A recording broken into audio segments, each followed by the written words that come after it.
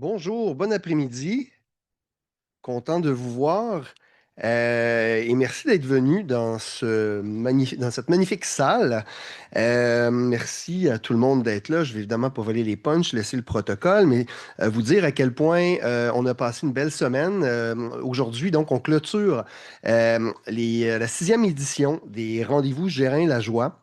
Au cours des derniers jours, on a pris le temps de réfléchir, parce qu'on s'était rendu compte, et c'est un peu le constat quand on a amorcé les rendez-vous, je suis convaincu que c'est le constat de mes collègues aussi, que la situation mondiale, les différentes crises allaient à un rythme tellement rapide que nos institutions, notre démocratie, nos élus avaient de la difficulté à réfléchir et à prendre le temps de comprendre ce qui est en train de se passer. Alors, notre travail à nous, au sein de l'IEIM, ben, c'est d'inspirer ces moments de réflexion. Notre agenda portait donc, pour celles et ceux qui étaient, vous le savez, on a parlé de droit humanitaire international, très malmené. On a parlé évidemment de la crise au Moyen-Orient, qui est un incontournable. On a aussi parlé de la mobilisation et des résistances des femmes dans le monde. Et notre événement d'ouverture a été particulièrement passionnant sur la sécurité économique du Québec. Donc, tout notre agenda lui-même a été inspiré de notre thème annuel qui est mis de l'avant par les directions des unités membres de l'Institut, dont mes collègues sont d'ailleurs partie prenante. Notre thème, je le lis, s'allier et résister dans un monde en reconfiguration. Alors clairement, on avait vu juste. Certains grands consensus découlent déjà de notre réflexion, puis bon, il n'y a rien de grande révélation, mais la fragmentation des alliances, l'érosion de la confiance, donc la notion de confiance, notamment en diplomatie, on va en reparler évidemment un petit peu plus tard tout à l'heure, la montée des incertitudes et surtout des nouvelles menaces, notamment liées à l'intelligence artificielle.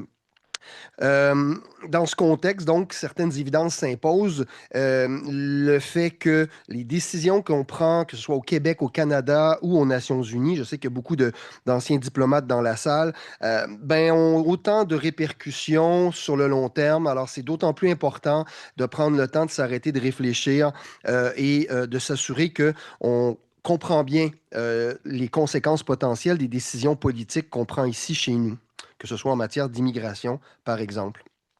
Je veux revenir rapidement sur une annonce qu'on a faite en début de Rendez-vous Gérin-Lajoie. Donc, je réitère que nous avons lancé officiellement le Carrefour en sécurité internationale, paix et résilience globale de l'UQAM. Ce carrefour sera donc hébergé à l'Institut. D'ailleurs, mes collègues en sont membres.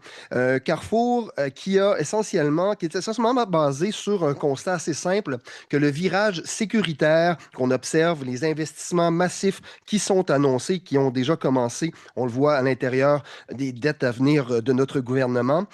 Donc, investissements majeurs en matière de défense ne peuvent pas se faire sans analyse rigoureuse de l'implication éthique, politique, sociale, environnementale et évidemment économique. C'est un carrefour donc qui va fédérer les expertises de l'UQAM en matière de sécurité et de défense.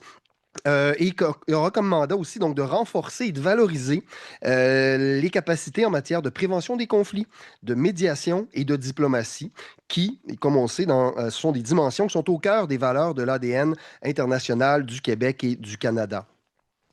Je veux aussi rappeler assez clairement que l'Institut n'est pas seulement qu'un lieu d'analyse, c'est un lieu aussi d'intervention et de prise de position dans le débat public.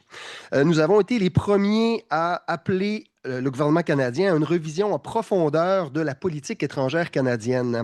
Vous vous rappellerez, on a l'impression que ça fait très longtemps, que le 31 mars 2025 a été publié notamment dans la presse un texte intitulé Le Canada doit révolutionner sa politique étrangère, signé par nos fellows et plusieurs professeurs membres de l'Institut, publié à un moment charnière, 2 semaines après la sermentation du premier ministre Carney et 2 semaines avant ce fameux jour de la libération du président Trump, là, où la guerre tarifaire était lancée tout azimut. C'est une réflexion stratégique que nous exigions du gouvernement en matière de défense, de diplomatie, de renseignement et d'aide internationale. Alors, ce positionnement témoigne de notre volonté d'anticiper et non pas simplement d'agir et de réfléchir. C'est dans cette foulée, évidemment, que s'inscrit la discussion d'aujourd'hui. Quelle place pour le Canada dans le monde face aux menaces, avec un S, diplomatie, pragmatisme et nouvelles alliances? En d'autres termes, quelle rôle le Canada veut-il, mais surtout peut-il jouer dans un monde de plus en plus instable et avec de plus en plus d'incertitudes? L'événement va se dérouler en deux temps. Un premier panel qui est déjà installé réunira donc des experts de l'Institut, les professeurs de l'UQAM, puis un second panel organisé en collaboration avec AMM Canada donnera la parole d'anciens ambassadeurs et ambassadrices. AMM Canada, d'ailleurs, les membres que je salue qui sont dans la salle, Benoît-Pierre Laramé, merci pour cette collaboration. Qui permettra dans ce deuxième temps de pouvoir écouter, entendre et comprendre comment justement la diplomatie et l'expérience de cette diplomatie peut nous aider à réfléchir sur les défis du Canada dans le monde de demain. J'ai maintenant le plaisir de vous présenter les deux modérateurs qui guideront nos échanges. Alors, pour le premier panel, vous l'aurez reconnu, Laura Julie Perrault, qui nous revient de la Turquie, encore sur le décalage horaire, où on l'a lu d'ailleurs. Donc, Laura Julie est chroniqueuse aux affaires internationales à la presse depuis 2021. Vous étiez auparavant éditorialiste et avez couvert la politique internationale pendant plus d'une douzaine d'années, réalisant des reportages dans une quarantaine de pays qualité de vos travaux, évidemment. Vous aura valu aussi plusieurs distinctions. Merci, Laura Julie, d'avoir accepté notre invitation. Je te laisse la parole dans quelques secondes. Je vais tout de suite présenter notre deuxième modérateur, M. Chrétien. Bonjour. Nous avons donc l'honneur de compter sur M. Raymond Chrétien, diplomate de carrière reconnu, ayant été ambassadeur du Canada dans quelques petits pays comme la France, les États-Unis, la Belgique, le Mexique et au Congo. M. Chrétien, vous agissez aujourd'hui comme associé et conseiller stratégique chez Fasken. Votre parcours exceptionnel vous aura aussi valu de nombreux honneurs, notamment d'être nommé compagnon de l'Ordre du Canada et commandeur de la Légion d'honneur. Merci d'avoir accepté notre invitation. On vous laisse la place tout de suite après ce premier panel. Alors, je vous remercie encore une fois de votre présence. Je vous souhaite évidemment une excellente après-midi et on se revoit de toute façon un petit peu plus tard suite à ces deux panels. Merci beaucoup.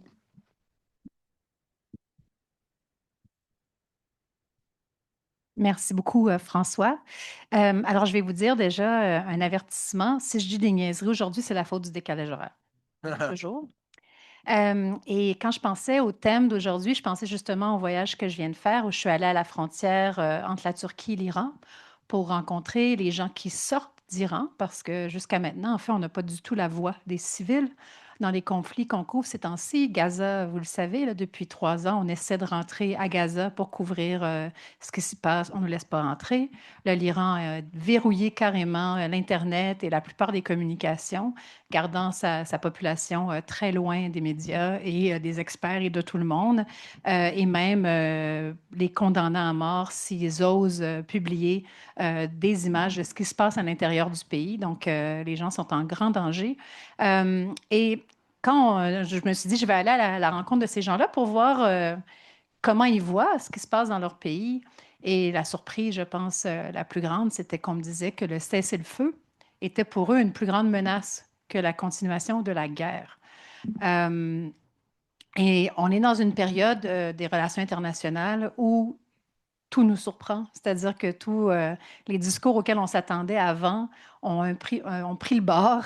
Et donc maintenant, il faut tendre l'oreille pour voir exactement là où s'en vont les choses. Mais disons que c'est une période excessivement intéressante et inquiétante à la fois, d'essayer de comprendre en fait comment une bonne partie d'une population de 93 millions est venue à souhaiter une intervention étrangère qui pourtant ne semble pas vraiment être là pour faire tomber le régime sous lequel ils vivent.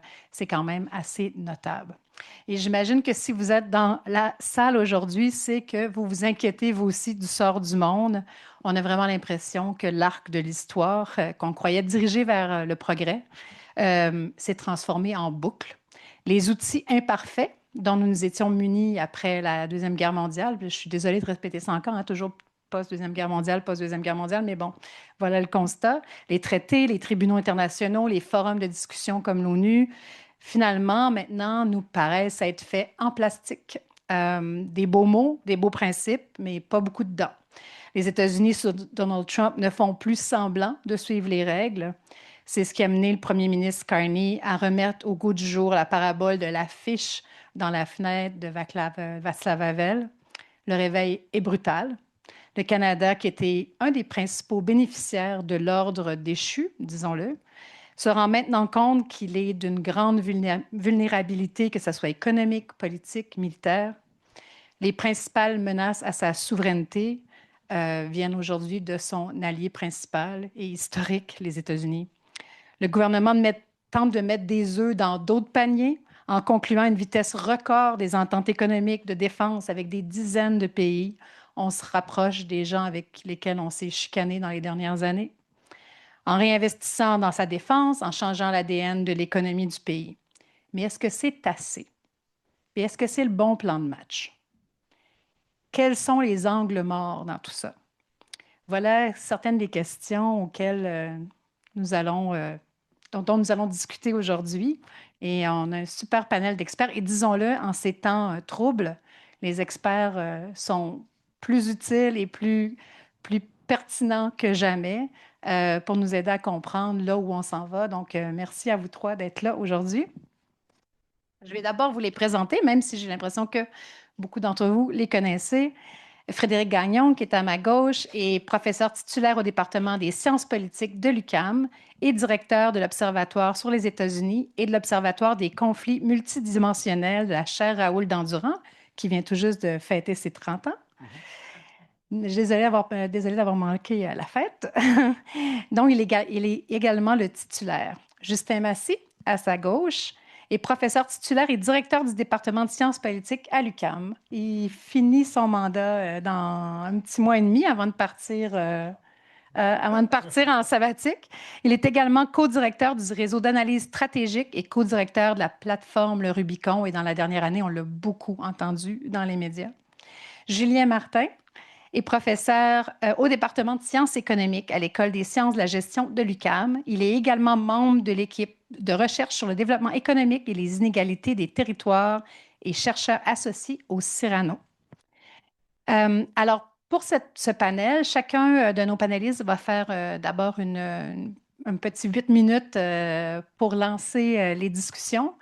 Et après, je leur permettrai de réagir à ce qu'ils ont dit les uns les autres en les relançant sur certains thèmes. Et après, ça sera à vous de poser vos questions et on ouvrira la discussion avec la salle. Alors, Frédéric, je t'inviterai à prendre la parole. Merci beaucoup. Merci Laura Julie. J'espère que vous m'entendez bien. C'est un plaisir d'être là. Merci à François, Caroline et l'équipe de l'Institut de m'avoir invité à participer au rendez-vous Gérin la joie cette année encore. Et si je dis des niaiseries, Laura Julie, ce n'est pas la faute du décalage horaire dans mon cas. Parce que j'ai aucune excuse. Je n'ai pas voyagé récemment ailleurs qu'ici au Canada. Quel beau thème, quelle place pour le Canada dans le monde face aux menaces. J'ai envie de commencer par deux anecdotes, en fait, qui sont assez révélatrices de la situation dans laquelle le Canada se trouve, je pense. À titre de professeur, on est chanceux, chanceuse. On participe à des conférences un peu partout dans le monde. Il y a d'anciens diplomates ici qui ont beaucoup voyagé et qui continuent de voyager. Et sinon, vous le faites aussi.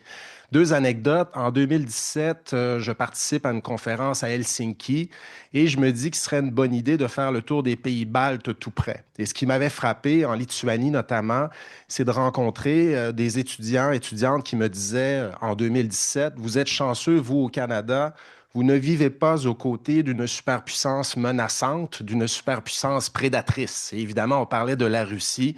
Il venait de se passer ce qu'on a vu en Crimée en 2014. Et je me disais, ouais, c'est bien quand même de vivre au Canada. On est quand même chanceux, chanceuse. 2024, deuxième anecdote, on tient une école d'été à Tokyo. Juste avant l'élection présidentielle américaine, on me demande de faire une présentation sur les résultats à venir, qu'est-ce que Trump voudrait dire pour le monde. Et les étudiants japonais, japonaises me disent, bon, vous êtes quand même chanceux, vous, au Canada, vous vivez, à moins d'un résultat que vous ne souhaitez pas à cette élection de 2024, vous ne vivez pas aux côtés d'une superpuissance menaçante et prédatrice. Et eux parlaient évidemment de la Chine. Bon, si on regarde les données de sondage du Pew Research Center de 2025, il semble qu'il y ait beaucoup de Canadiens et Canadiennes aujourd'hui qui estiment également vivre aux côtés d'une superpuissance prédatrice. Je ne sais pas si vous avez vu ces données-là, mais 59% des Canadiens et Canadiennes disent que la principale menace à la sécurité nationale du Canada aujourd'hui, ce n'est pas la Chine, ce n'est pas la Russie, ce sont les États-Unis. Et la Chine arrive au deuxième rang dans ce sondage-là, la Russie au troisième rang. Donc, il semble qu'on soit dans ce tournant, qu'on ait déjà traversé ce tournant dont nous parlait M. Carney d'ailleurs à Davos il y a quelques mois en disant qu'on assistait à une rupture dans l'ordre international et dans ce que le Canada, dans ce que le Canada vit à l'échelle internationale. Donc, comment décrire ce qui se passe? Justin Massy, mon collègue, a écrit sur ce qu'il appelle cette superpuissance prédatrice, justement en parlant des États-Unis. J'ai également utilisé des termes semblables pour décrire ce que les États-Unis font dans le monde, surtout depuis que Trump est revenu à la Maison-Blanche. Mais quoi de mieux que Foreign Affairs pour nous dire ce qui est vrai à propos des relations internationales contemporaines? Justin, je ne sais pas si tu as vu passer ça, mais Stephen Walt semble d'accord avec toi et moi pour dire que les États-Unis sont désormais ce qu'il appelle un hégémon prédateur, donc une superpuissance prédatrice. Et ça, c'est la Bible en relations internationales. C'est vrai, là, quand c'est rendu là, c'est que c'est vrai. Je rigole, mais Stephen Walt, évidemment, reprend là-dedans des choses qu'on a entendues, mais qui ne sont plus passagères, je pense, là, pour décrire le comportement des États-Unis dans le monde. Encore faut-il définir ce qu'on entend par superpuissance prédatrice. Donc, il nous dit quoi là-dedans, M. Walt? Il dit des choses que M. Chrétien a dites, que d'autres ont dites ici, qu'on a dites également, qu'une superpuissance prédatrice voit les relations internationales comme un jeu à somme nulle, je perds, je gagne, vous perdez, que ces superpuissances n'hésitent pas, il y a plein d'exemples dans l'histoire, à utiliser tous les moyens du bord, dont la coercition économique, les guerres commerciales, les tarifs, les menaces de tarifs, pour forcer l'adoption d'accords par les voisins de la superpuissance prédatrice, d'accords commerciaux qui sont favorables à cette superpuissance. Et ce qu'on voit avec Trump 2.0, bien plus que durant son premier mandat, c'est que Trump utilise l'economic force ou la pression économique pour forcer les voisins, dont le Canada, à adopter des comportements fidèles aux intérêts nationaux américains, même sur des questions qui n'ont rien à voir avec le commerce. La superpuissance prédatrice, de nous dire Walt, traite ses partenaires de la même façon que ses adversaires. Donc, il n'y a pas de distinction claire entre les ennemis, pas tellement claire entre les ennemis et les amis des États-Unis à l'échelle internationale. Et c'est ce qu'on voit en fait depuis le retour de Trump à la Maison-Blanche. M. Carney en fait l'expérience pratiquement au quotidien. M. Trudeau avant lui, donc Trump a imposé des tarifs qu'on a vus, bien plus importants en pourcentage et bien plus importants en nombre de secteurs visés que ce qu'il avait fait durant son premier mandat. Les menaces de tarifs aussi, il les utilise pour forcer le Canada à adopter des comportements favorables aux intérêts américains sur les questions commerciales, mais pas que.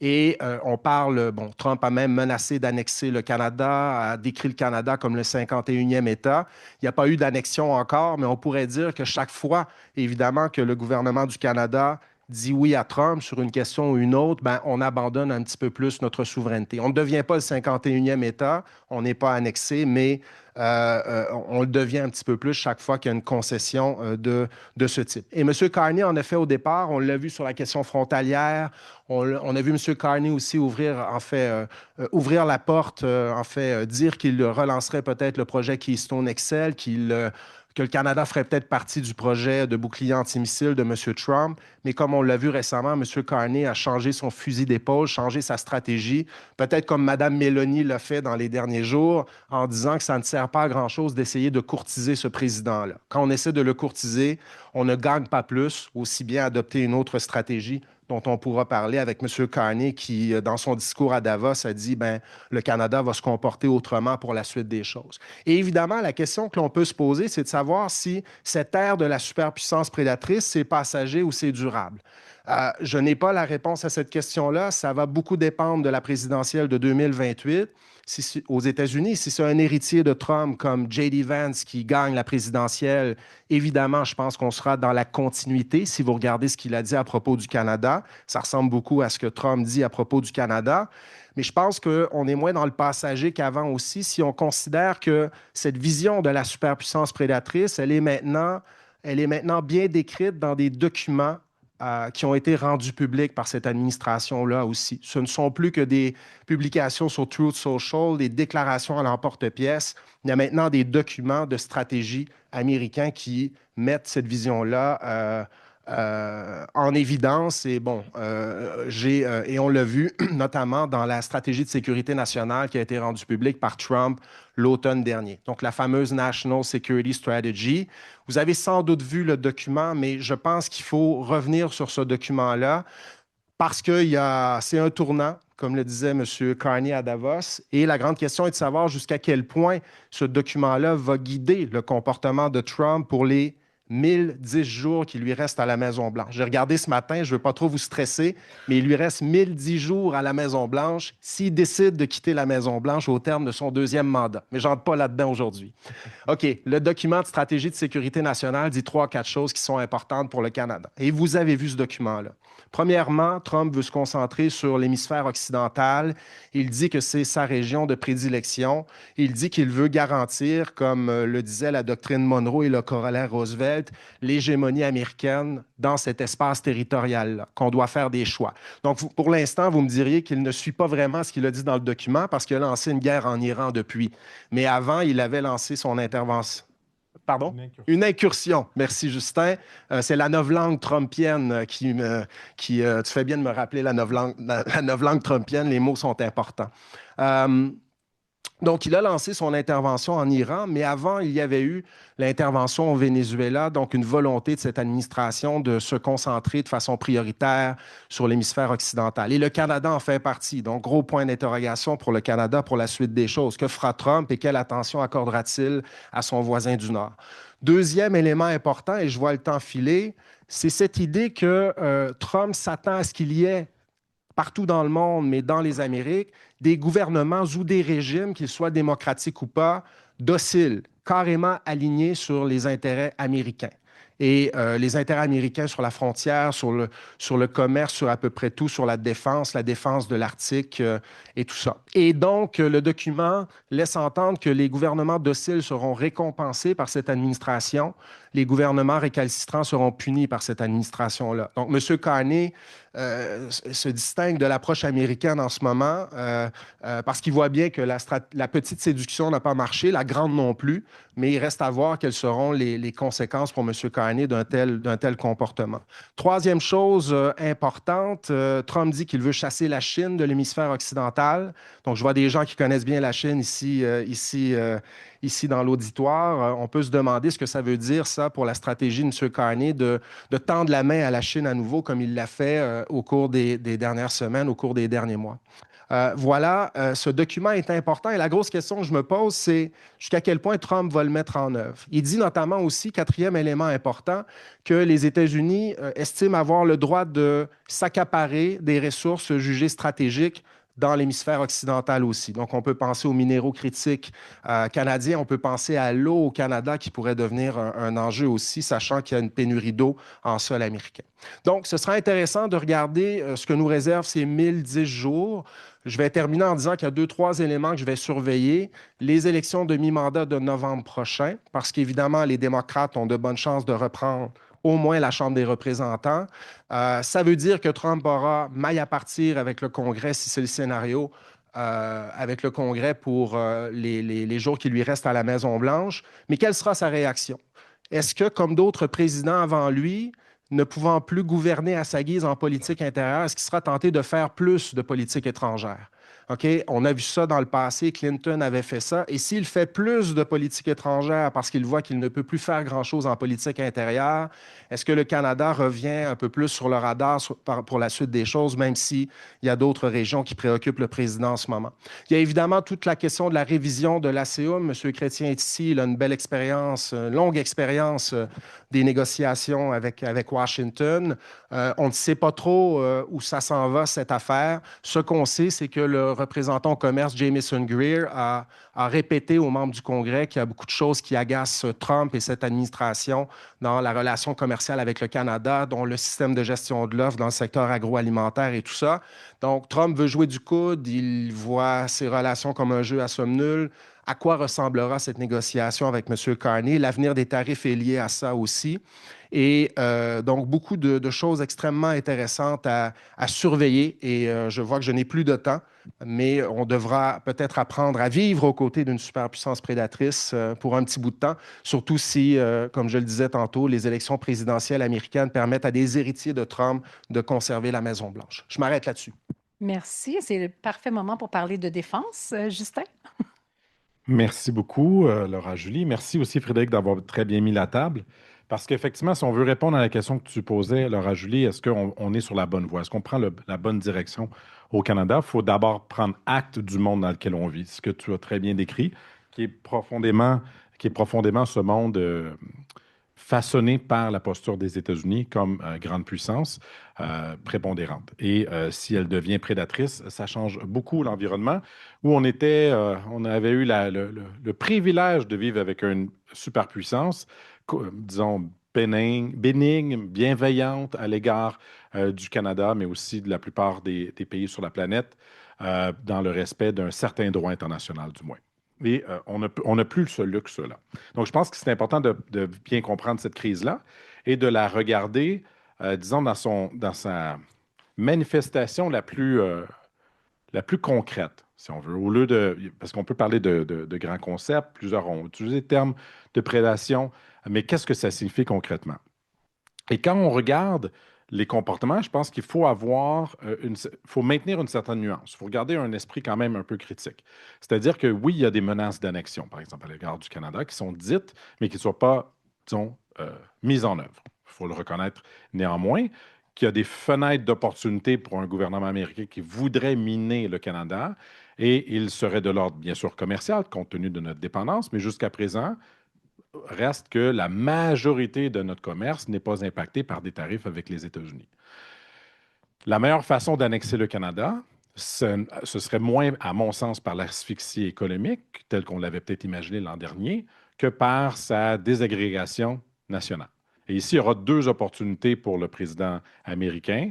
À court terme, un potentiel référendum en Alberta sur sa souveraineté et éventuellement, même si on a repoussé le calendrier au Parti québécois, d'un référendum au Québec qui, de ce que j'entendais hier, serait plus dans 2030. Donc peut-être pour le successeur ou la successeur au président Trump, qui sont des opportunités manifestes pour un président ou une administration hostile au Canada ou qui veut profiter de sa volonté de le démembrer pour mieux l'aspirer et l'intégrer. Et le référendum en Alberta sera l'un des vraiment tests les plus importants, je pense, auxquels on pourrait assister. Parce que s'il a lieu, parce que bon, il y a eu un juge qui a mis ça sur pause, s'il y avait un référendum, effectivement, et que la majorité du mouvement, même s'ils sont minoritaires, c'est pas ça la question, en Alberta, qui voulait faire sécession, ce serait une mine d'or pour les groupes qui veulent soutenir le démembrement du Canada, pour les soutenir politiquement, dans les sphères de la désinformation, économiquement. On a vu quand même certaines manifestations, certains exemples au cours des derniers mois.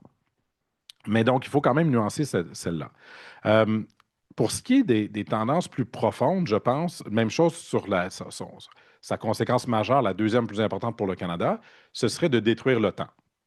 C'est ce dont on se pose comme question présentement. Est-ce que les États-Unis de Donald Trump vont se retirer de l'OTAN? Moi, je ne crois pas que les États-Unis vont se retirer de l'OTAN. Premièrement, ça prendra un processus législatif au Congrès, mais ils peuvent détruire l'OTAN sans s'en retirer. Parce que le socle de la solidarité transatlantique tient à la confiance. Il tient à la confiance que les États-Unis vont se porter à la défense des alliés européens en cas de conflit en Europe. Même si c'est écrit article 5 et qu'on pense que c'est béton, ce n'est pas béton. L'article 5 dit que c'est à la discrétion du pays membre, donc de l'allié, de déterminer par quels moyens il va se prêter main forte à l'allié qui est attaqué. Et ça, une approche pourrait être de dire, ben, on vous souhaite bonne chance, c'est ça notre soutien à nous, on va vous applaudir, on vous soutient dans vos efforts de lutte contre la Russie. Rien ne force un pays à se commettre militairement pour le défendre. Et la grande question qu'on a présentement, c'est quel est l'engagement de sécurité des États-Unis à l'égard de l'Europe de l'Est quand le président dit, ben, ça dépend. Je vais peut-être vous défendre. Est-ce que vous avez payé assez de dépenses militaires? Est-ce que vous m'avez soutenu dans la guerre en Iran?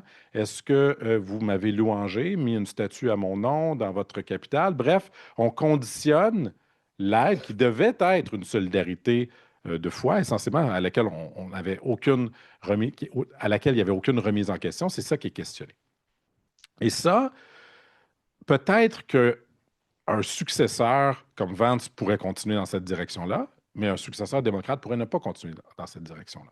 Mais ce qui est certain et ce qui est fondamentalement bipartisan, c'est le sentiment aux États-Unis que l'Europe doit assurer sa propre sécurité.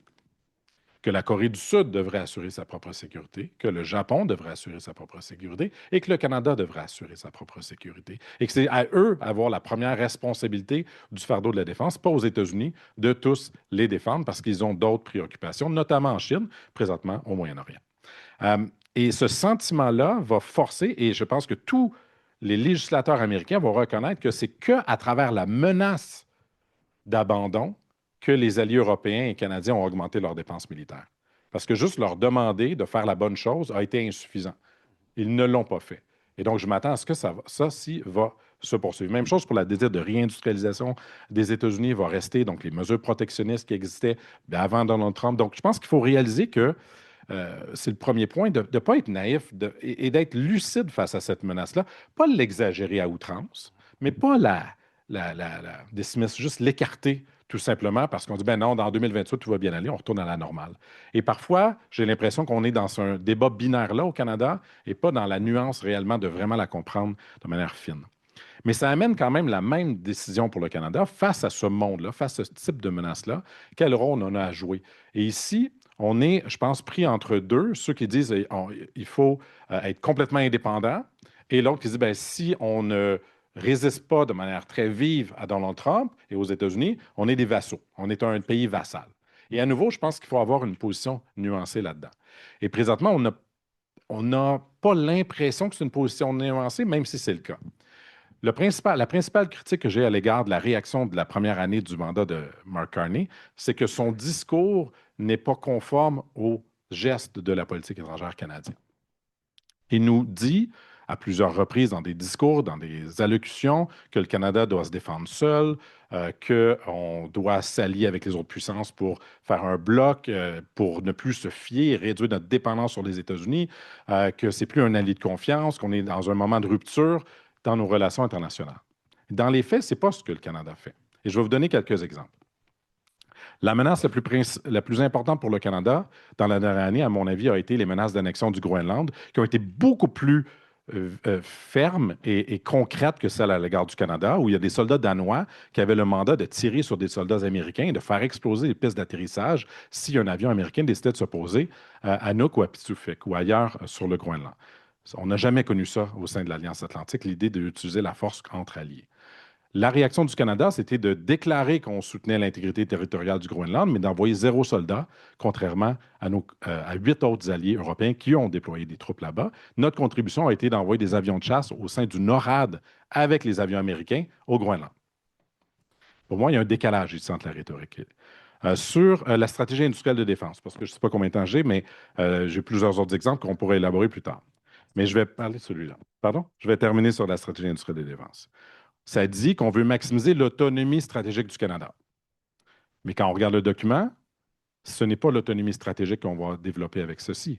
On va favoriser l'industrialisation économique du Canada, la croissance économique du Canada via les dépenses militaires, oui, en faisant la promotion des entreprises établies au Canada, mais ces entreprises établies au Canada pourront être et seront considérées comme canadiennes, comme Lockheed Martin Canada, notamment, parce qu'elles emploient des emplois ici. General Dynamics au Canada va être considéré L3 Harris, Bell Textron et autres entreprises. Je ne dis pas que c'est une bonne chose ou une mauvaise chose, mais ça laisse sous-entendre qu'on va développer des startups canadiennes, purement canadiennes, alors que beaucoup de l'industrie de défense canadienne, ce sont des filiales étrangères établies sur notre sol et que la plupart et la vaste majorité des dépenses militaires dans lesquelles on investit présentement visent à moderniser le NORAD avec les États-Unis pour défendre de manière collaborative avec les États-Unis la défense de l'Amérique du Nord. Ceci n'est pas une politique de rupture. Et je pense qu'il y a encore un décalage qui va fragiliser les investissements de défense canadiens à l'avenir parce qu'on aurait un jour l'impression de s'être fait flouer en disant qu'on était pour être autonome, qu'on était pour se défendre seul en Arctique, alors qu'on va faire des pistes d'atterrissage pour les drones américains, pour des F-35 américains et des P-8 américains. Voilà. Merci beaucoup. Excellent. Allons-y maintenant sur l'angle économique. Merci. Merci beaucoup. Merci François, Caroline pour l'invitation. C'est un plaisir d'être ici avec vous.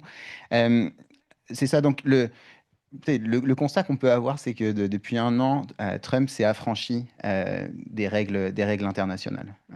C'est pas la première fois que les États-Unis s'affranchissent des règles internationales. On peut penser à Bretton Woods, où tout à coup on est sorti du système pour changer le système pour que ça revienne en notre faveur. Donc là, c'est quelque chose c'est pas quelque chose de complètement nouveau, c'est quelque chose qui existait. Peut-être la nouveauté, c'est pas seulement une question économique. Donc Bretton Woods, il y avait une question de parité du dollar avec l'or.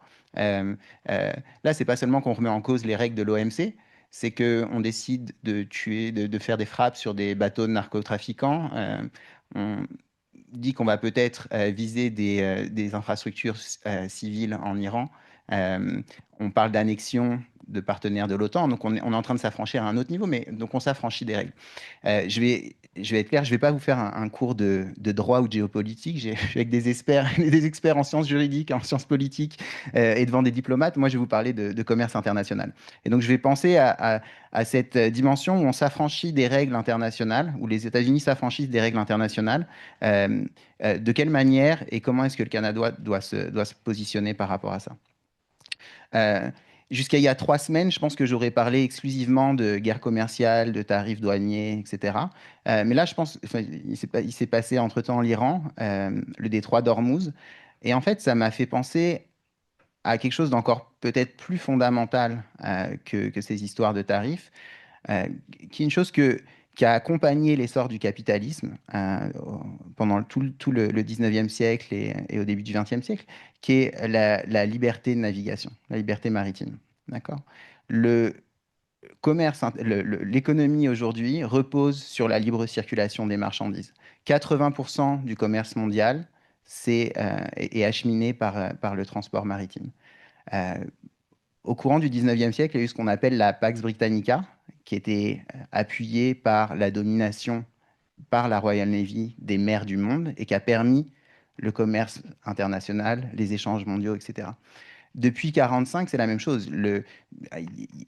Les mers, les océans étaient très peu contestés. On n'a pas empêché des navires chinois de se rendre de Chine aux États-Unis ou des navires euh, euh, néerlandais de se rendre d'Iran jusqu'en Europe. Et là, c'est quelque chose qui est en train de changer. Et donc ça veut dire que cette question de navigation maritime euh, va devenir, ou est en train de devenir quelque chose d'extrêmement important, qui est peut-être un petit peu oublié en ce moment dans les discussions. Donc c'est pour ça que je voulais mettre l'accent là-dessus. Et en fait, ce qu'on voit en ce moment, où les Iraniens bloquent le détroit d'Ormuz et derrière les États-Unis font un blocus du détroit d'Ormuz, moi la première chose à laquelle ça m'a fait penser, c'était le blocus napoléonien de l'Angleterre au moment des guerres napoléoniennes. C'est-à-dire que c'est un des seuls moments où vous avez une puissance qui empêche l'autre puissance de se déplacer. En faisant quoi? En créant une fermeture des mers. Et donc cette dimension est importante. Qu'est-ce que ça veut dire pour le Canada? Ça veut dire que la question maritime va devenir encore plus stratégique que ce qu'elle est. Donc la question maritime, c'est quoi? C'est les armateurs. Là, le Canada n'a pas grand-chose à faire. Il y a 60% du commerce mondial qui est entre les mains de 4 armateurs qui ne sont pas canadiens, qui ne sont pas américains non plus d'ailleurs, qui sont danois, qui sont français, qui sont italiens, suisses et qui sont chinois. Mais donc les armateurs, on ne peut pas faire grand-chose. L'autre dimension, c'est la question des voies navigables. Et donc, on a une voie navigable importante qui est le corridor Saint-Laurent-Grand Lac, qui est partagé entre les États-Unis et le Canada. Et puis, il y a d'autres voies. Donc, ça, il va falloir garder en tête que c'est une dimension stratégique extrêmement importante. Et enfin, il y a tous les ports, d'accord? Et les ports sont un actif stratégique dans lequel on a longtemps sous-investi au Canada, mais qu'il va falloir réinvestir dedans et se rendre compte de son importance. On a discuté récemment de l'extension du port de Montréal à Contrecœur, c'était dans les nouvelles sur les derniers jours. Je pourrais revenir dessus, je suis pas complètement sûr qu'il faille faire cette extension. En revanche, ce qui est sûr et certain, c'est qu'il faut investir dans les ports, notamment parce qu'en fait, quand vous regardez le commerce international du Canada, regardons maintenant regardons les importations pour une fois, une grande partie de ce qui rentre au Canada, même si ça vient d'Europe ou de Chine, ça passe par des ports américains. D'accord? Donc, notre souveraineté, dont on a parlé, elle passe aussi par être capable de faire venir directement ces intrants, de faire venir directement ces biens à travers les ports canadiens, plutôt que de les faire arriver à Savannah ou à New York et ensuite les faire venir par rail ou par route, ce qui ajoute un degré de dépendance. Déjà, on dépend très fortement des biens américains, mais si en plus, pour les biens non américains, Américains, on dépend des Américains à travers leurs ports, leur système ferroviaire et leur système routier. On est vraiment dans une situation de dépendance encore plus marquée. Donc ça, c'est la première chose que je voulais souligner par rapport au commerce mondial. Donc, la question maritime va revenir au premier plan. Il ne faut pas la négliger.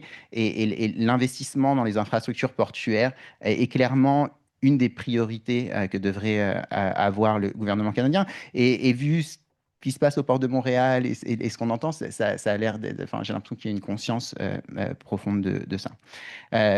La deuxième dimension, c'est la dimension commerciale. D'accord, donc les États-Unis se sont affranchis des règles de l'OMC. Ils sont mis à mettre des tarifs douaniers à tout le monde. La question de nation la plus favorisée a été balayée d'un revers de la main, etc. Et donc ça touche directement le Canada. Il y a des tensions commerciales, des menaces d'annexion. Bref, on est dans une situation de tension commerciale extrêmement aiguë. Et donc, comment le Canada se positionne par rapport à ça? La première chose à avoir en tête, c'est que en économie, il y a une des seules règles qui marche vraiment, c'est ce qu'on appelle l'équation de gravité, qui vous dit que le volume de commerce avec vos partenaires dépend de la taille de ces partenaires et de la distance qui vous sépare. D'accord? Le Canada, on a la plus grosse puissance économique qui est juste à côté de chez nous et on n'a personne d'autre juste à côté. Donc c'est évident que les États-Unis vont rester un des principaux partenaires commerciaux des États-Unis, du Canada, pardon. Ceci étant dit, ça ne veut pas dire qu'on ne doit rien faire et qu'on doit accepter ce qu'impose l'administration Trump. Et donc en économie, on parle de first best et de second best. Le first best, c'était quoi? Donc, quand Trump a décidé de mettre tous ces tarifs, comment est-ce qu'on aurait dû réagir? Je pense sincèrement que la bonne réaction, ça aurait été une coopération une coopération entre le Canada, les pays européens, l'Angleterre, le Japon, d'accord? Pour pouvoir répondre d'égal à égal par rapport aux menaces tarifaires de l'administration Trump. C'est pas ce qui a été fait. L'Angleterre a choisi de négocier un accord en bilatéral qui en ce moment est remis en cause par Trump. Les Européens ont choisi aussi de faire en bilatéral. Chacun a pensé qu'ils allaient être capables de tirer la couverture à eux et de s'en sortir mieux tout seul plutôt que de manière coordonnée. Je pense que ça a été une erreur. La question du Groenland dont on a parlé, moi, une des lectures que j'ai eues, c'est qu'une des raisons pour lesquelles ça n'a pas été plus loin, c'est aussi parce qu'il y a une réponse coordonnée. Et donc, cette dimension de réponse coordonnée sur la question de politique commerciale est aussi extrêmement importante et ne doit pas être négligée. Il se trouve que, visiblement, pour l'instant, ce n'est pas la direction qui a été prise. Donc ça nous amène à le first best ne marche pas, c'est quoi le second best? J'entends certaines personnes qui disent on devrait répondre, on devrait avoir des représailles. Marc Carney aurait jamais dû lever les tarifs à l'été 2025. Moi, je pense que il a bien fait de faire ce qu'il a fait. Mettre des tarifs sur les biens américains, ça va absolument pas faire changer la position américaine. Ça va juste faire envenimer la situation. Et ça va être coûteux pour les consommateurs et pour les entreprises canadiennes. D'accord? Donc, il n'y a pas de raison de répliquer tout seul face aux États-Unis. Si on veut faire des représailles, il faut les faire de manière coordonnée. Donc, la stratégie de Mark Carney, ça a été d'un côté, on baisse les tarifs sur les biens américains. On constate qu'en vrai, la majorité de nos exportations vers les États-Unis, elles ne sont pas sujettes à des tarifs. Il y a quelques secteurs, l'automobile, l'acier, l'aluminium, qui sont ciblés, mais elles ne sont pas sujettes. Il faut que je finisse, c'est ça, je me dépêche. Et donc, sa contrepartie, c'était de dire, OK, on ne met pas de tarifs, mais on diversifie. Je vais juste finir sur une chose qui reprend ce que Frédéric disait, c'est que ça, c'est la position officielle du gouvernement canadien. Il y a les positions provinciales, le boycott des alcools, qui est purement... Et enfin, il y a la dernière question qui me semble vraiment fondamentale, c'est la question des Canadiens. Est-ce que pensent les Canadiens? J'ai fait une étude récemment sur le tourisme canadien et l'impact de la chute du tourisme canadien sur l'économie américaine. Et ce qui m'a le plus surpris, c'est pas le fait que 25% de touristes en moins aux États-Unis, ça détruit des jobs aux États-Unis. Ça, je m'y attendais, on a donné un chiffre, c'est bien. Ce qui m'a étonné, c'est de voir que les autres pays, le Mexique, l'Europe, etc., si vous regardez le nombre de visiteurs qui sont rendus aux États-Unis, ça n'a pas bougé. On est le seul pays, et c'est pas rien, on est le premier partenaire en termes de tourisme aux États-Unis, et ça a chuté de 25%, ce qui en dit long au-delà de ce que font les gouvernements sur les relations entre le peuple canadien et les États-Unis. Et ça, je pense que ça va perdurer. Voilà, merci. Super. Merci beaucoup à vous trois. Vous avez en effet bien mis la table sur tous les défis auxquels on fait face. On va revenir peut-être sur certains éléments qu'on n'a pas eu le temps encore d'aborder. D'ailleurs, Julien, je vous renverrai tout de suite une question. Dans les derniers mois, donc on a commencé dès janvier quand le gouvernement Trump a capturé Nicolas Maduro et a décrété qu'ils étaient dorénavant les gestionnaires du pétrole vénézuélien. Là, on voit ce qui se passe dans le détroit d'Ormuz, où on a l'impression que la Maison-Blanche n'a pas vu venir l'impact majeur là, du blocage du détroit d'Ormuz, que ça voulait dire pour le pétrole dans le monde. On est en train de parler, en fait, des avions qui pourraient manquer de kérosène dans les prochains jours. En fait, quand tu parles à des pilotes, ils sont complètement paniqués de ce qui s'en vient. Est-ce qu'on a sous-estimé l'importance des questions des ressources naturelles dans le positionnement mondial? On peut parler aussi des minéraux critiques. Et qu'est-ce que ça veut dire pour le Canada qui est riche de tout ça? Ouais, je pense qu'on l'a sous-estimé. Je pense que c'est un diptyque, ça va ensemble. C'est-à-dire que la fermeture des mers et la question de prédation des ressources, c'est deux choses qui arrivent au cours de l'histoire où vous avez des puissances qui tout à coup veulent changer la manière dont on navigue et avoir accès à différentes ressources.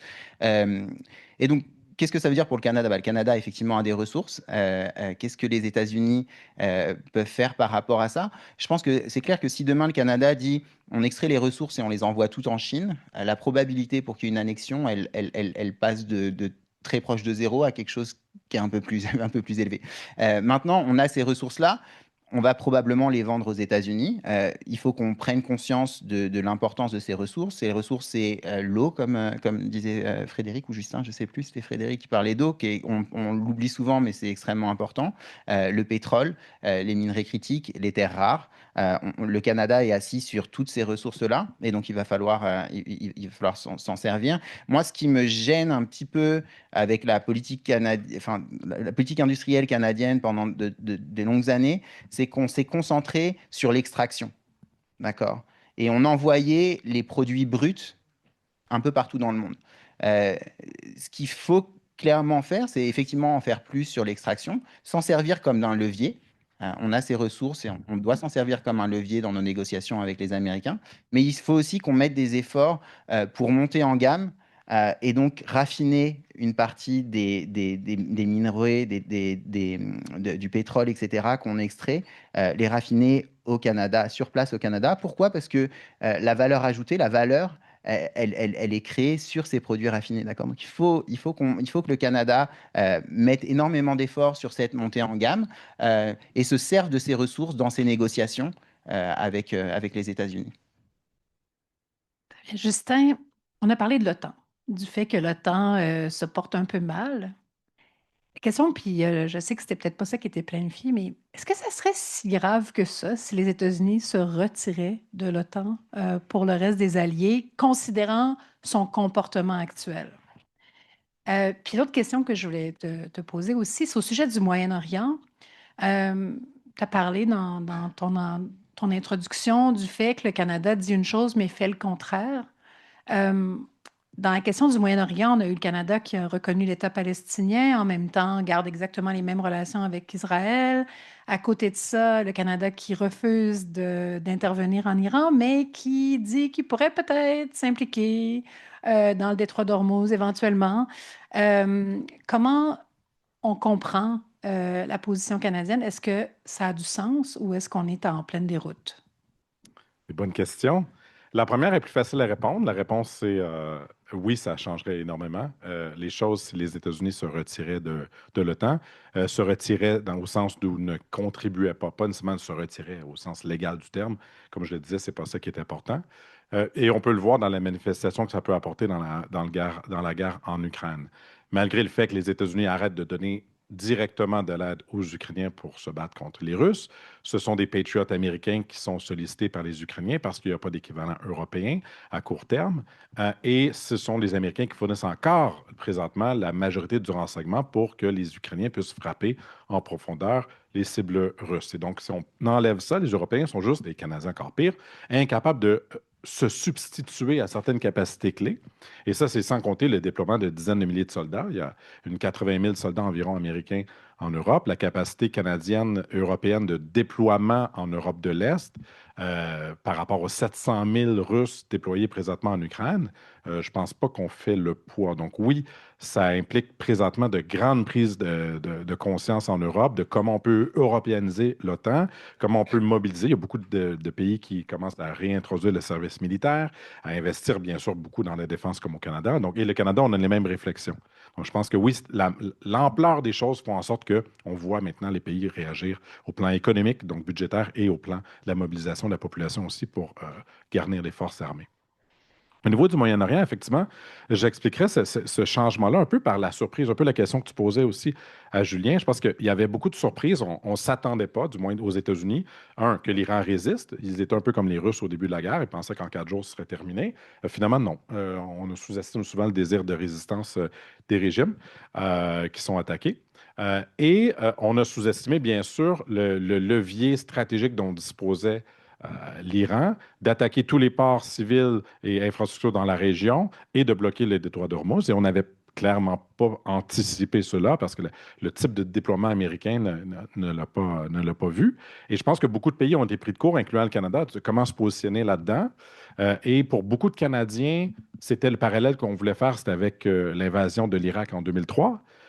Et c'est un peu étrange pour moi de dire aujourd'hui que finalement George Bush a fait mieux les choses dans son invasion. C'est pas ce qu'on aurait dit en 2003, mais par rapport à Donald Trump, il avait quand même tenté d'avoir une justification du droit international, tenté de solliciter l'appui de certains pays, même s'il a échoué, il a fait ces efforts-là, ce qui n'était pas le cas. Et je pense que la surprise a amené beaucoup à Ottawa à comment se positionner face à ça en jouant la stratégie du courtisan. Il ne faut pas trop l'irriter, mais en même temps, c'est via le droit international et on n'est pas pour le conflit. Alors, la position canadienne étant une de on ne va pas participer au conflit offensif. Ça, c'était la phrase initiale, je pense, l'une des phrases initiales du gouvernement canadien, ce qui laissait présager qu'on voulait contribuer de manière défensive. Mais contrairement aux Français et aux Britanniques, il n'y a pas de base à défendre. On n'a pas de déploiement là-bas pour défendre soit nos compatriotes là-bas, nos citoyens, ou des bases particulières avec des déploiements. Alors, c'est une position qu'on a discuté à comprendre, qui aujourd'hui prend un peu plus de sens par la force des choses, cette idée d'une coalition dirigée par les Britanniques et les Français, de navires qui pourraient circuler une fois les hostilités terminées, mais pas juste un cessez-le-feu, mais un cessez-le-feu durable pour permettre la liberté de navigation, rassurer les armateurs, rassurer les compagnies d'assurance que finalement, il n'y a pas de mine et qu'on peut passer. Peut-être là, il y aurait un rôle pour le Canada, mais on sent qu'on ne sait pas sur quel pied danser parce qu'on a une population qui est divisée, une diaspora qui voudrait qu'on soutienne plus, une majorité de la population qui dit non, c'est comme l'Irak de 2003, et une volonté de ne pas irriter les États-Unis, mais de vouloir préserver le droit international. Et cet équilibre-là est très, très, très difficile à faire. Heureusement, on n'est pas testé parce que ce n'est pas dans la liste que j'avais d'exemples concrets, parce qu'on n'a pas à la manifester à part par des paroles. Alors ça, c'est à l'avantage du Canada. Si ça commence à devoir être manifesté par des gestes et des déploiements militaires spécifiques, là, on va voir que la compromission est beaucoup plus difficile à trouver lorsqu'on doit poser des gestes concrets. Parlant des gestes concrets et du gouvernement qui en demande, donc les États-Unis qui demandent du soutien de leurs alliés, si on peut dire leurs ex-alliés, même dans certains cas, au sujet donc de la guerre qu'ils ont décidé de mener en Iran, mais sans demander l'approbation de qui que ce soit avant. Là, ce qui nous pend au bout du nez, puis tu en as parlé un petit peu, Frédéric, c'est les fameuses élections de mi-mandat. Pour l'instant, les sondages nous disent que ça va plutôt bien pour les démocrates. Euh, qu'est-ce que ces élections-là vont changer dans la politique internationale? Parce que jusqu'à maintenant, Donald Trump semble faire complètement sa tête, ne jamais se tourner vers le Congrès. Il essaye même pas pour avoir l'approbation. Est-ce que ça va changer quoi que ce soit? Est-ce que ça va changer quelque chose pour le Canada ou ça va être un peu du blanc bonnet, bonnet blanc? Merci beaucoup. C'est une excellente question. Moi, j'ai déjà hâte de voir si on va connaître les résultats de ces élections-là rapidement. Ça peut se jouer dans quelques circonscriptions, dans quelques États où c'est très serré, où les républicains ne reconnaissent pas nécessairement le résultat des élections. On entretient le doute sur les résultats de ces élections. On demande des recomptages et pendant des semaines, on ne sait pas trop ce qui se passe.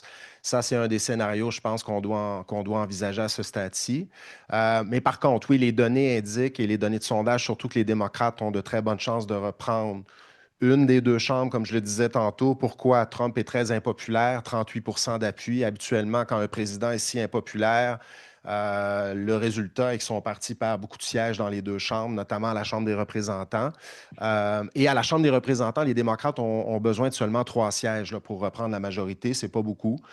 Au Sénat, c'est plus compliqué parce que les démocrates ont besoin de 4 sièges, mais la carte électorale les défavorise pour l'instant. Il y a plus de démocrates vulnérables encore au Sénat qu'il y a de sièges républicains vulnérables pour des raisons dont je vous ferai l'économie aujourd'hui. Qu'est-ce que ça changerait pour la politique étrangère américaine? Bien, le Congrès est un acteur plutôt secondaire en politique étrangère. Souvent, le président peut mener la politique étrangère à sa guise, quoique le Congrès a certains pouvoirs importants. Le pouvoir d'adopter les budgets.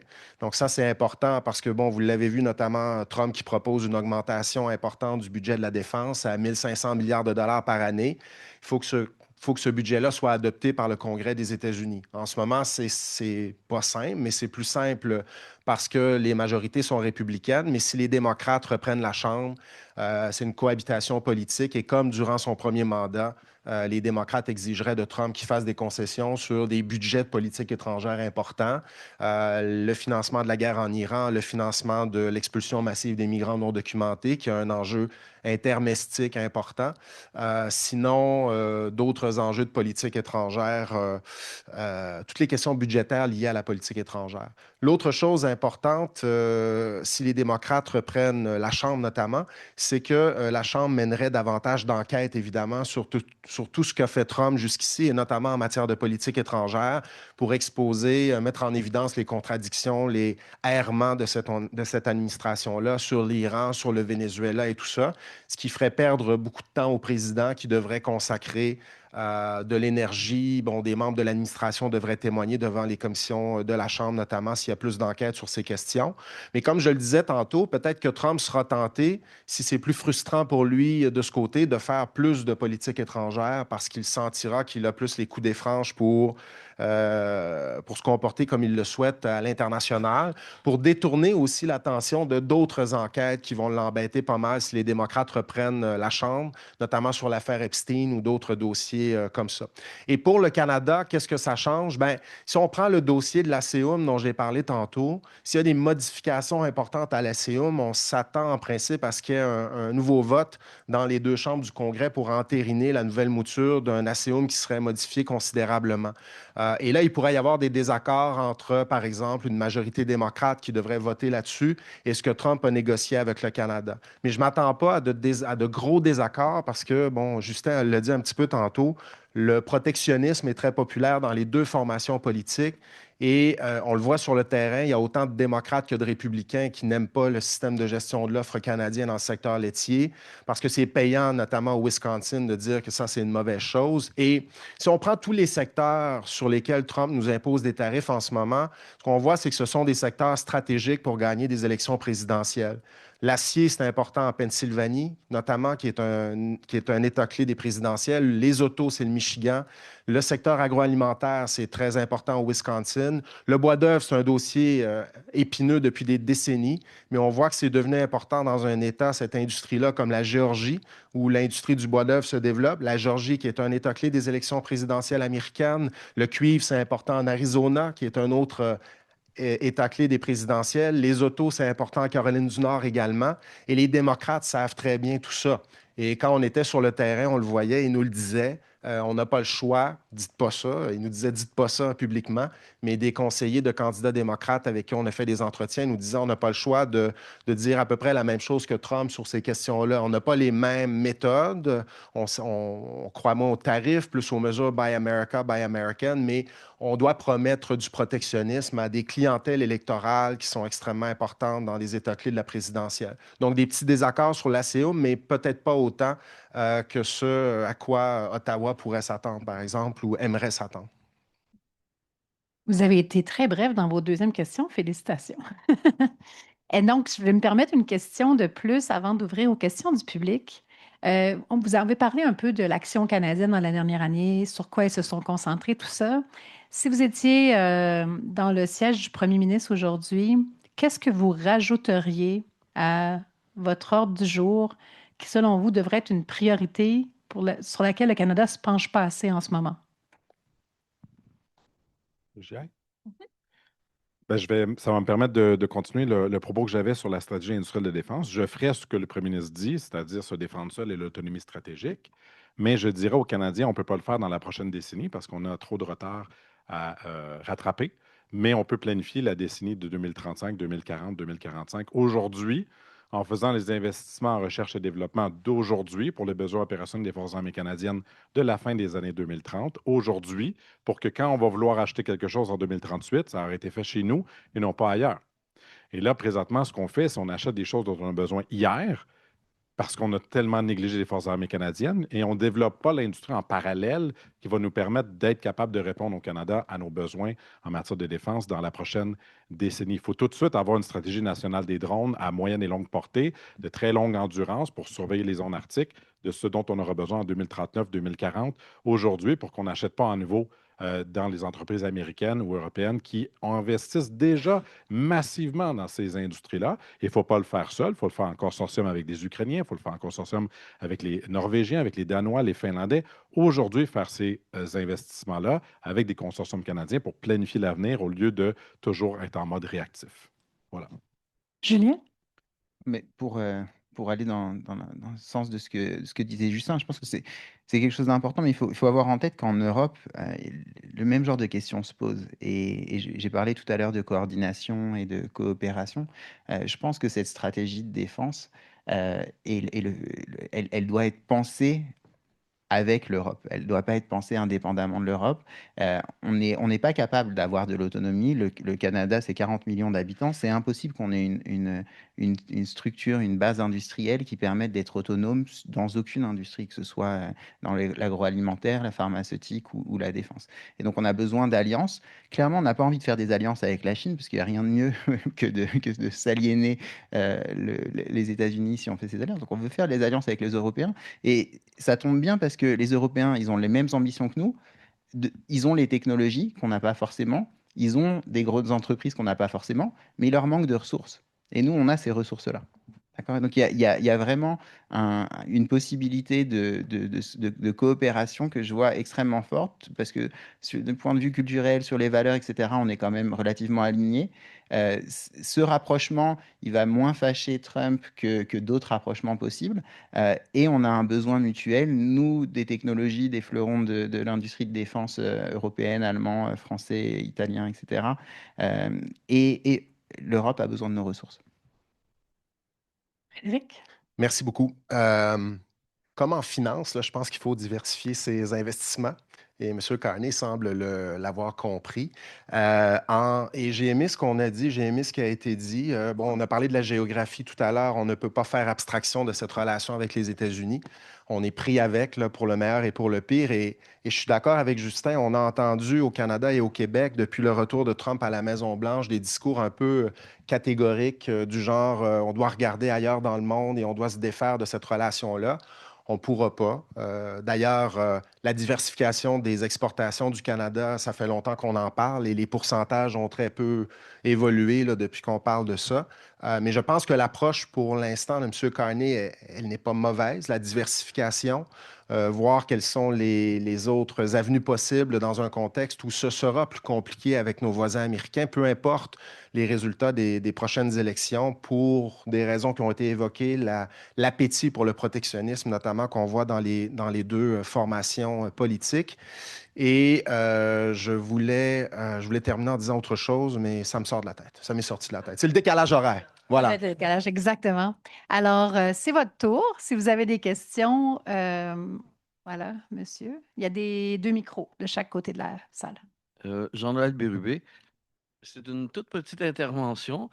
Il me semble que le Canada commence, avec l'actuel premier ministre canadien, à reprendre sa place dans le domaine de la diplomatie. Et il y a une voie qui est ouverte depuis à peu près un an. On sent qu'il y a un changement. Moi, je me demandais, et vous pouvez répondre à ma question, moi, je ne sais pas. Euh, Vu que cette année, c'est l'élection du secrétaire général des Nations unies, et vu que le droit international et le droit humanitaire sont au centre du processus de l'élection, l'importance que ça doit reprendre dans le monde, je me demandais si le Canada pouvait, c'est encore temps que le Canada puisse proposer une nomination de secrétaire général des Nations unies. Et il ne manque pas de bons candidats. Et j'en vois ici. Enfin, il y a Raymond Chrétien, il y a Guy Saint-Jacques, il y a Louise Arbour, bien sûr, une spécialiste du domaine, Anne Léhy, Gilles Rivard. Et il y a tellement de monde ici même déjà que si ça les intéresse et s'il est encore temps, je serais déçu qu'ils ne proposent pas leur candidature. Alors, c'est ma question. Est-ce qu'il est encore temps? Puis est-ce qu'il y a des intéressés? On pourrait les laisser nous le dire tout à l'heure. Je je vais me permettre une brève réponse. Donc, j'adorerais si vous vous présentiez et si on pouvait avoir un secrétaire général canadien aux Nations unies, mais je crois que malheureusement, ce ne sera pas pour ce siècle. Euh, pour, Ce siècle. Ouais, c'est ça. c'est une petite blague. Je souhaite, évidemment, mais moi, je fais deux constats au niveau de la diplomatie canadienne sous le gouvernement Carney. On vit des coupes majeures aux affaires mondiales du Canada. On n'est pas dans le sens de rehausser la diplomatie. En tout cas, ce n'est pas ce que moi je vois émaner de ce ministère. Et au niveau de la défense du droit international, je pense qu'on est toujours et on sera toujours accusé de nos doubles standards sur les conflits internationaux. Et que tant qu'on sera accusé de double standard, ce sera très difficile d'obtenir un soutien d'une majorité de pays sur la scène internationale. Alors, je ne vois pas avec ces deux conditions-là, à court terme, et peut-être j'irai à moyen long terme, des possibilités pour un secrétaire général canadien. Oui, c'est ça. Déjà trop tard. Est-ce qu'il y a une autre question? Bonjour, Patrick Robitaille. Question, Justin, peut-être Frédéric pourrait y répondre. Je suis curieux sur le pratico-pratique, mais le Five Eyes, le fait qu'on ait cette entente où est-ce qu'on n'est pas supposé avoir de secret avec, entre autres, les Américains, est-ce que c'est un peu comme le reste? On dit qu'on l'a, mais en même temps, il faut que ça soit trust-based et il y a un effritement de tout ça aussi? Alors, contrairement à nos autres alliés australiens, britanniques, le Canada ne parle pas. Donc, c'est difficile d'avoir de l'information pour être honnête. Puis moi, je me spécialise là-dessus et c'est très, très, très difficile d'avoir l'information. Ce qu'on sait, c'est que chez nos alliés britanniques, notamment, ils ont coupé beaucoup de partage de renseignements avec les Américains, notamment dans la lutte contre les narcotrafiquants dans la mer des Caraïbes, parce qu'ils ne veulent pas participer à ce qu'ils considèrent une violation du droit international. À ma connaissance, et c'est sous toute réserve, parce que le ministère ne dit pas le contraire, il ne dit pas rien, en fait, le Canada continue de partager son renseignement. Et à ma connaissance, il y a aussi une frégate canadienne qui participe aux opérations américaines dans la mer des Caraïbes. Donc, je ne vois pas de changement comportemental de la part du gouvernement Carney dans la lutte spécifique ici dans la mer des Caraïbes et ni dans son partage de renseignements dans cette opération-là. Parce qu'on pourrait tout à fait excuser le fait qu'on partage du renseignement pour le NORAD dans la mesure où défendre le Canada, c'est fondamentalement l'intérêt stratégique, l'intérêt vital du pays. Donc, on ne va pas se mettre à ne pas partager du renseignement qui concerne les territoires canadiens. Mais quand on parle de renseignements qui peuvent avoir des impacts sur des opérations militaires américaines ailleurs où on juge que ce n'est peut-être pas dans l'intérêt national canadien, on pourrait remettre en question comme certains autres alliés l'ont fait. Ce n'est pas, par contre, ce que je vois dans le comportement canadien, ni de ce que j'entends car je entends seulement, comment ça s'appelle, là, le truc qui roule dans le sable là, et qu'on voit passer quand il y a absolument un silence complet. Le balle de foin, voilà, j'entends plutôt une balle de foin qui circule lorsqu'on parle de partage de renseignements au Canada. Justin, d'ailleurs, sur ce sujet-là, il y a un an, dans une conférence où on se posait un peu les mêmes questions, mais tu avais parlé du fait qu'à l'intérieur de l'appareil de défense et à l'intérieur de l'appareil de renseignement du Canada, il y a comme un biais pro-américain. Euh, Est-ce que ça commence à changer ou on est encore, puis je pense que ce que tu décrivais par rapport à NORAD, est-ce qu'on n'est pas encore un peu victime de ça, en fait, de la grande confiance qui sont entre les gens plutôt qu'entre les gouvernements dans ce cas-ci? Non, ça ne change pas. Il y a toujours ce biais, mais pour des bonnes et des mauvaises raisons. Il y a une bonne raison pour laquelle les Forces armées canadiennes ont un biais pro-américain, parce qu'ils veulent la meilleure technologie pour défendre le Canada. Ils veulent la supériorité opérationnelle par rapport aux adversaires et ils savent qu'ils peuvent être employés partout sur la planète aux côtés des États-Unis. C'est ce qu'on a fait pendant plusieurs décennies. C'est ce qu'ils risquent d'être appelés à faire dans l'avenir et ils veulent avoir un edge, un avantage par rapport à nos adversaires. Il faut les comprendre. C'est eux qui mettent leur vie en danger et ils estiment aussi que si on a de l'équipement militaire américain, ils auront tout le soutien de recherche et développement, de maintenance, de protection aussi qui vient avec les équipements américains, alors que le soutien canadien, lui, est variable. Donc, ce qu'on craint, bien sûr, au ministère de la Défense présentement, c'est qu'en 2029, il n'y aura plus la même volonté d'atteindre 3,5 du PIB d'ici 2035 et qu'un prochain gouvernement va couper les dépenses militaires canadiennes parce que quand on va vouloir équilibrer le budget, on va couper où? Ben, peut-être aux affaires étrangères, à l'aide au développement, oui, mais aussi aux Forces armées canadiennes. Et donc, on va être pris avec 2 avions de chasse qu'on n'est pas capable de soutenir, des infrastructures qu'on n'est plus capable de soutenir, etc. Et donc, il va falloir couper. Donc, ça, c'est la bonne raison pour laquelle il y a un biais. L'autre, c'est de dire non, non, tout va bien aller. On a confiance que les États-Unis vont rester des alliés fiables et à notre niveau, on ne voit rien. Mais on ne voit rien à leur niveau parce que les décisions politiques n'ont pas percolé encore et parce qu'il n'y a pas eu cette confrontation, cette tension-là ou qui pourrait se manifester. Et lorsqu'elle se manifestera, il pourrait être trop tard. Et alors, on anticipait il y a un an, moi j'anticipais une plus grande crise civilo-militaire canadienne, c'est-à-dire où un gouvernement, les civils dont le cabinet avait une vision beaucoup plus axée sur l'autonomie stratégique d'un côté, qui pourrait être résistée par les forces armées canadiennes. On ne voit pas cette crise-là se manifester, notamment parce que ce que je disais dans mon intervention précédente, c'est que la politique, le comportement stratégique du Canada est beaucoup plus nuancé que ce que les discours des politiciens nous disent, ce qui fait qu'il n'y a pas autant un clash, il n'y a pas autant un choc entre ce que le cabinet veut et ce qu'on exige des forces armées canadiennes. Et je pose la question aux deux autres. Est-ce que vous avez l'impression que dans vos domaines respectifs aussi, ce biais pro-américain, que ce soit au niveau des forces politiques ou diplomatiques et du côté économique, est-ce que ça nous joue des tours? Non, je pense pas nécessairement que ça joue des tours. Je pense qu'il y a. Le fait, donc tu disais ça n'a pas encore percolé, les décisions des gouvernements n'ont pas nécessairement percolé jusqu'en dessous. Il y a aussi que c'est pas possible d'avoir une forme de centralisation totale dans un pays comme les États-Unis. Et donc, il y a des liens économiques qui demeurent entre les entreprises, entre les filiales d'entreprises. Donc, il y a plein d'entreprises américaines qui ont leurs filiales au Canada. Il y a aussi des liens économiques qui se font à des niveaux infra, au niveau entre les États et les provinces, entre les villes.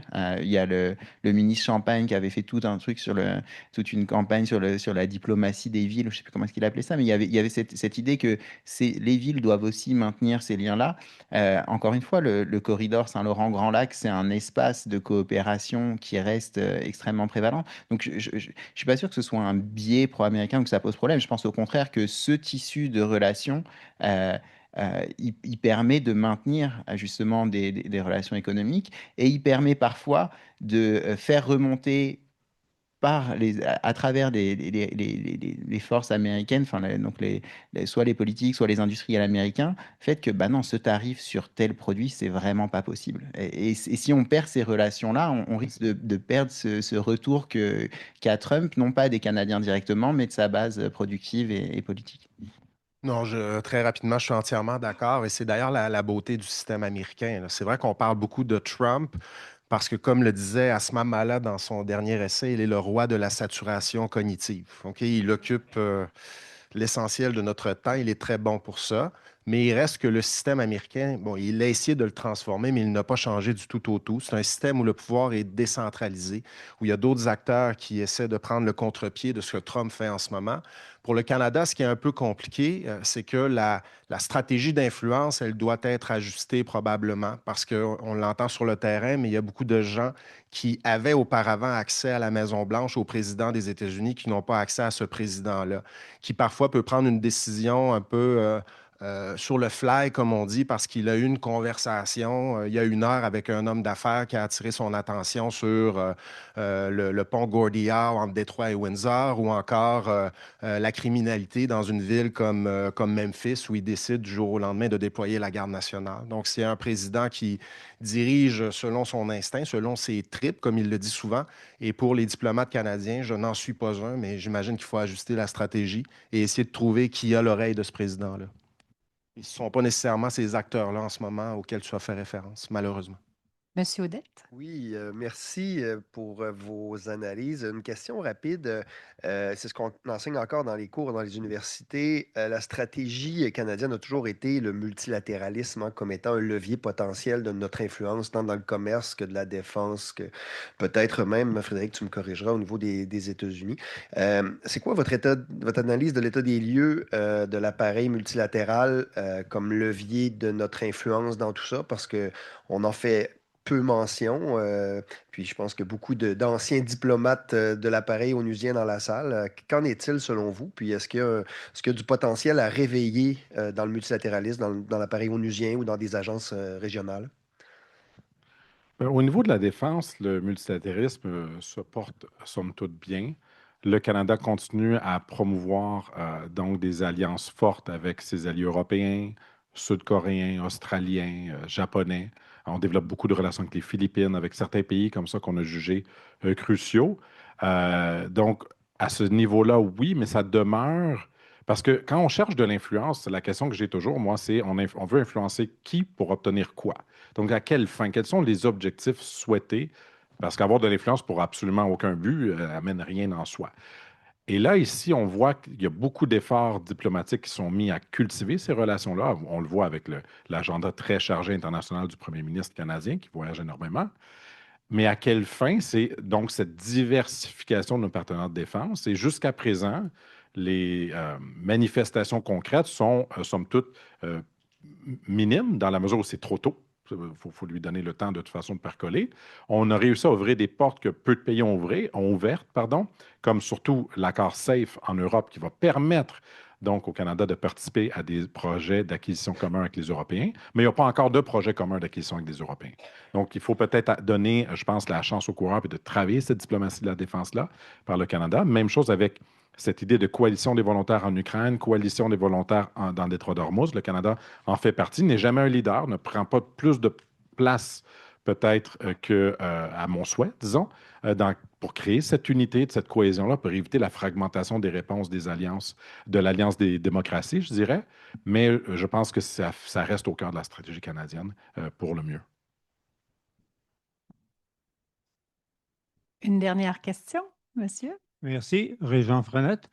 Je dois dire que j'ai beaucoup apprécié les présentations qui ont été faites. C'était clair, c'était concis, mais j'en garde un certain sentiment de tristesse et de défaitisme. Je suis inquiet pour l'avenir, à court terme et à moyen terme, pour l'ensemble des pays, notamment pour le Canada. J'ai l'impression qu'on contrôle peu de choses, tant au Canada qu'ailleurs, mais ce qui se passe aux États-Unis a de l'importance pour nous et là, on ne le contrôle pas. Le président Trump a dit, entre autres, parmi les nombreuses choses qu'il a dites, il a demandé au peuple iranien de se soulever contre son régime. Nous, on semble s'accrocher seulement comme espoir à ce que les démocrates, en novembre, puissent saisir la Chambre basse et peut-être aussi la Chambre haute comme étant peut-être la seule planche de salut. Mais on n'a pas abordé la possibilité, est-ce qu'elle existe vraiment, que la société civile américaine, dans les prochains mois, fasse ce que le président Trump suggère aux Iraniens, de se soulever d'une façon à ce que les politiciens se sentent poussés, bougent et que les choses puissent changer. pas tellement du point de vue politique, mais que ça vienne de la base américaine. Comme on l'a vu au Minnesota d'ailleurs récemment. Oui, tout à fait. C'est un excellent exemple. Les manifestations à Minneapolis qui ont quand même, et Trump recule rarement, mais qui ont quand même incité Trump à reculer sur, en fait, les actions du ICE pour mettre la main au collet des migrants non documentés. On l'a vu, là, ça a amené à la mort de 2 citoyens américains, cette affaire-là. Et ça a commencé à brasser aussi au Vermont, tout près de chez nous. Et on a vu que l'administration a reculé parce qu'effectivement, Trump n'en fait qu'à sa tête, mais il y a des héritiers politiques autour de lui qui regardent aussi les sondages, qui ont des ambitions politiques pour la suite des choses.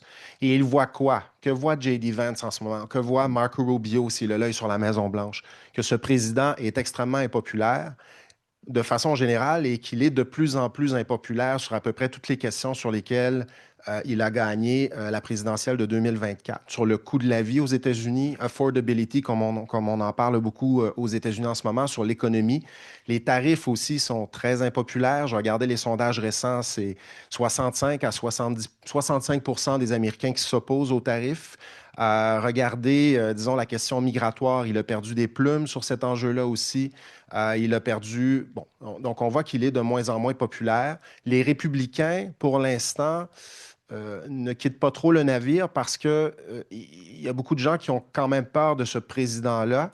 Lisa Murkowski, la sénatrice de l'Alaska, disait une républicaine, je ne suis pas en accord avec Trump, mais quand je m'oppose à lui, il y a un coup politique et il y a un coup personnel parce que il y a une montée de la violence politique dans ce pays-là qui a été bien documentée par le professeur Robert Pape de l'Université de Chicago. Et ce qu'on constate, c'est qu'il y a de plus en plus de gens, peu importe leur affiliation politique, qui sont prêts à recourir à la violence politique pour exprimer leur désaccord avec certains politiciens, politiciennes, notamment ceux et celles qui s'opposent à Trump. Donc, c'est compliqué, mais on voit que les contrepoids au pouvoir présidentiel commencent à être plus importants. Il y a eu les manifestations No King aussi dans les rues américaines. Ça commence et je pense que ça va quand même s'accélérer aussi au fur et à mesure qu'on va vivre ces 1010 jours restants à son administration. Julien Justin, un mot de la fin?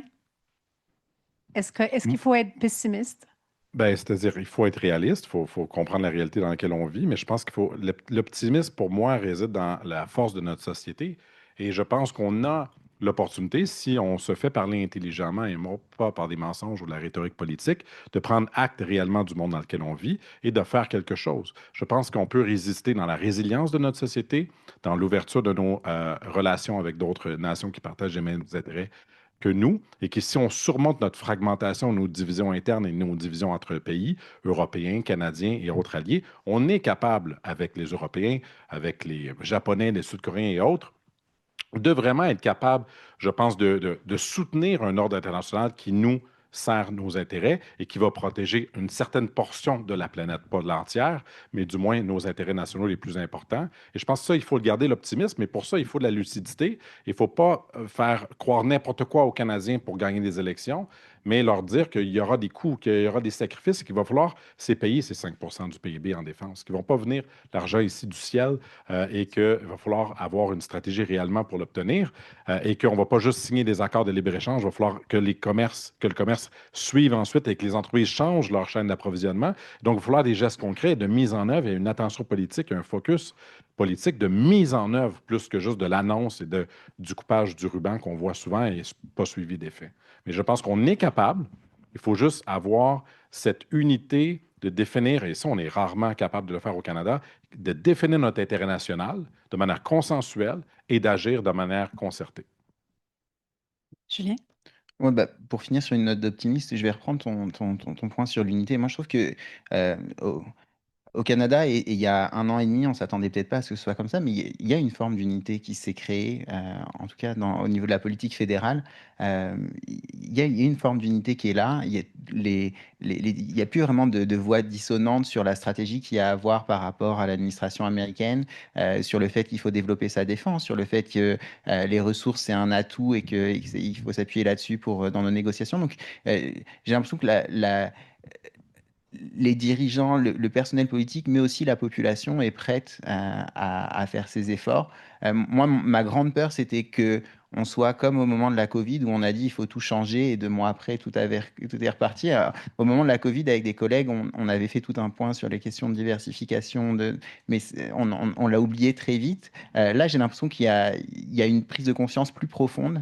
Le fait que 25% des Canadiens, enfin en tout cas que le nombre de visiteurs canadiens aux États-Unis ait baissé de 25%, ça dit aussi quelque chose sur la compréhension de cette réalité-là. Et donc c'est ça pour moi, est plutôt optimiste, c'est que les forces canadiennes, les forces en présence enfin, semblent être plus unies qu'elles l'ont été par le passé pour aller dans la bonne direction. Frédéric, qu'est-ce que tu veux faire? T'as un petit... Rapidement, pour ce qui est des États-Unis, si on regarde un peu l'histoire de ce pays-là, on voit qu'il a traversé des périodes extrêmement sombres aussi, qui se sont soldées par quelque chose. Il y a eu un tournant à un moment donné, on est passé à autre chose. Bon, parfois, ça a pris une guerre civile, mais bon, pensons à la période de la ségrégation raciale, pensons à la période des assassinats politiques, des Kennedy, de Martin Luther King. Je veux dire, c'est un pays qui est passé à travers des périodes très difficiles. Et c'est une société extrêmement polarisée. Il y a deux visions de ce que devraient être les États-Unis pour la suite des choses. Donc, évidemment, les démocrates ne sont pas nécessairement la solution à tout, mais si on souhaite un autre type de pays à un moment donné, des résultats électoraux menant à une victoire démocrate, étant donné la polarisation de ce pays-là, nous donnerait un tout autre univers sur le multilatéralisme, sur les questions climatiques, sur beaucoup de choses dont on a parlé. Il y a des choses qui ne changeraient pas, mais le tournant peut arriver un petit peu plus vite qu'on le pense aussi. Sur l'optimisme, moi, je dirais qu'on est enfin, comme pays, on a enlevé le pilote automatique et on apprend à faire atterrir un avion, mais on va apprendre aussi à le faire voler. Donc, c'est là que je nous espère. Et on boucle la boucle avec le décalage horaire. Parce que si on fait voler l'avion, on retourne dans un autre pays, puis il y a encore du décalage. Merci. Merci à toi, panélistes.